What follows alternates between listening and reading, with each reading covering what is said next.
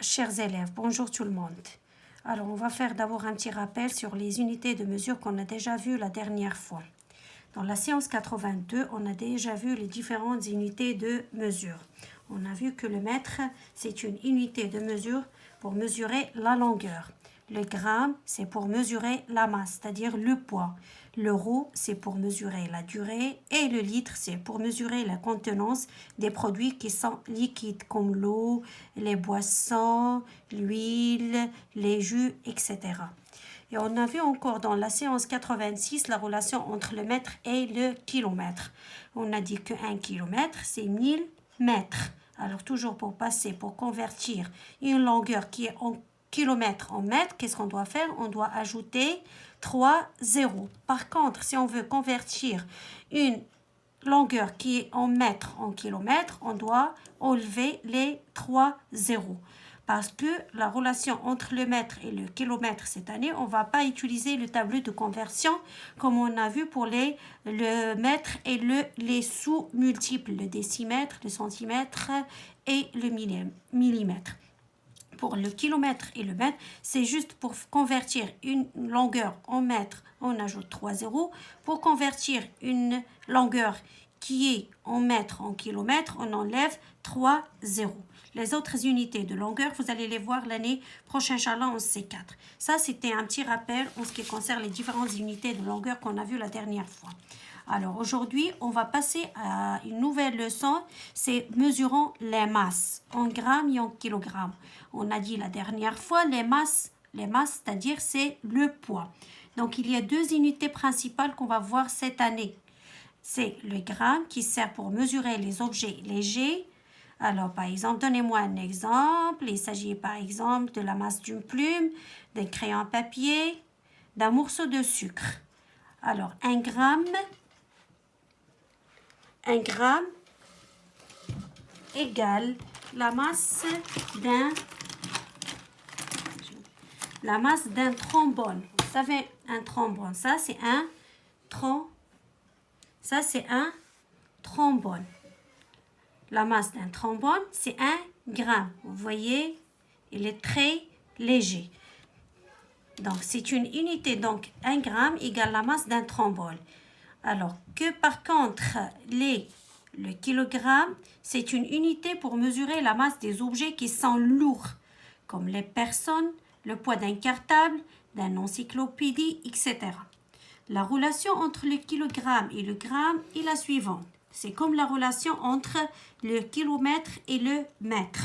Donc, pour avoir 1 kilogramme, on a besoin de 1000 grammes. De 1000 trombones. Et c'est quoi 1000 trombones? Donc, c'est 1000 grammes. Je vais vous donner des exemples. 3 kg égale 3000 grammes. Donc, pour passer d'un kilogramme au gramme, on ajoute 3 zéros. 16 kg égale 16 000 grammes. On a laissé 16 et on a ajouté 3 zéros. Alors, même pour le kilogramme et gramme, on ne va pas utiliser le tableau de conversion cette année. Par contre, vous pouvez l'utiliser l'année prochaine en C4. Un autre exemple. Maintenant, si on veut faire la conversion d'une masse qui est en grammes en kilogrammes, qu'est-ce qu'on doit faire? Il suffit d'enlever les 3 zéros. Alors, par exemple, 6 000 grammes, c'est 6 kilogrammes. 13 000 grammes, c'est 13 kilogrammes.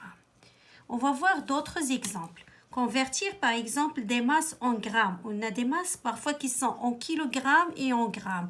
Et on veut les convertir en grammes. Par exemple, on a 3 kg 205 grammes égale 3205 grammes. Car 3 kg 205 grammes, c'est 3000 grammes plus 205 grammes. Donc, ça fait 3205 grammes. Un autre exemple, maintenant, c'est pour convertir les masses en kilogrammes. Par exemple, en kilogrammes et grammes. En kilogrammes et en grammes. Si on a par exemple une masse qui est en grammes, 7235 grammes. On veut savoir dans cette masse, il y a combien de kilogrammes? Puisque 1 kilogramme égale 1000 grammes, donc toujours le chiffre des milliers, c'est le chiffre qui représente, donc c'est toujours le chiffre des milliers qui représente le kilogramme. et les autres chiffres représentent le gramme. Donc 7235 grammes égale 7 kg 235 grammes. Toujours le chiffre des milliers qui représente le kilogramme et les autres chiffres représentent les grammes. Alors, on va essayer de faire ensemble les exercices 3, 4 et 5 du fichier que vous avez toujours dans le cartable. L'exercice 3 de la page 19 du fichier que vous avez toujours dans le cartable. Alors, on a premièrement 4 kg 755 grammes. On veut savoir égale combien en grammes. Qu'est-ce qu'on va faire? Alors, d'abord, 4 kg, c'est quoi 4 kg? C'est 4000 grammes. 755, il est déjà en grammes. On va l'ajouter, on va faire additionner les deux masses. On va avoir 4755 grammes. Pour B, on a 1235 grammes. C'est quoi 1235 grammes? Donc, c'est le chiffre 1 représente le kilogramme, c'est 1000 grammes. Donc, c'est 1000 grammes. Si on va décomposer le nombre, c'est 1000 grammes plus 235 grammes. Et c'est quoi 1000 grammes? C'est 1 kilogramme. Donc, c'est 1 kilogramme et 235 grammes. L'exercice 4 exprime les masses en grammes. Alors, je pense que c'est très facile. 7 kg, c'est 7000 grammes. 4 kg, 500 grammes, c'est 4500 grammes. 1 kg, 7 grammes. 1 kg, c'est 1000 grammes. Plus 7, ça fait 1007 grammes. On passe maintenant à l'exercice 5. Exprime les masses en kilogrammes et en grammes. On va faire encore une autre fois un petit rappel. On a dit quel est le chiffre qui représente toujours le kilogramme? C'est le chiffre des milliers. Donc, ça sera 5 kg 355 grammes. B, 5009 grammes égale 5 kg et 9 grammes. Il y a des élèves qui vont dire, maîtresse, 009 grammes. Donc, si vous écrivez ça, c'est juste. Mais ce sont des zéros qui ne servent à rien. Ce sont des zéros qui sont inutiles. C, 6000 grammes. On va enlever les 3 zéros. Ça sera 6000 kg. Donc, il reste plus de grammes et 0 grammes.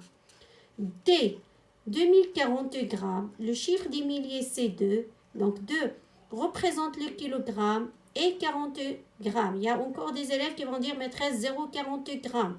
C'est pas grave si on écrit 0,40 grammes et on sait que le 0 qui est avant 40, c'est un 0 qui est inutile. Mais pour ceux qui l'ont déjà écrit, c'est pas grave. Alors, j'espère que vous avez bien compris la leçon. Alors maintenant, ce que je vous demande, c'est de faire l'exercice 2 et 3. Faites les exercices 2 et 3. Que 2 et 3. Ne faites pas l'exercice 1. On l'a laissé après la rentrée, Inch'Allah. Faites l'exercice 2 et 3, page 167, sur le fichier photocopiable pour le mercredi 1/4/2020. J'espère que tout le monde a bien compris.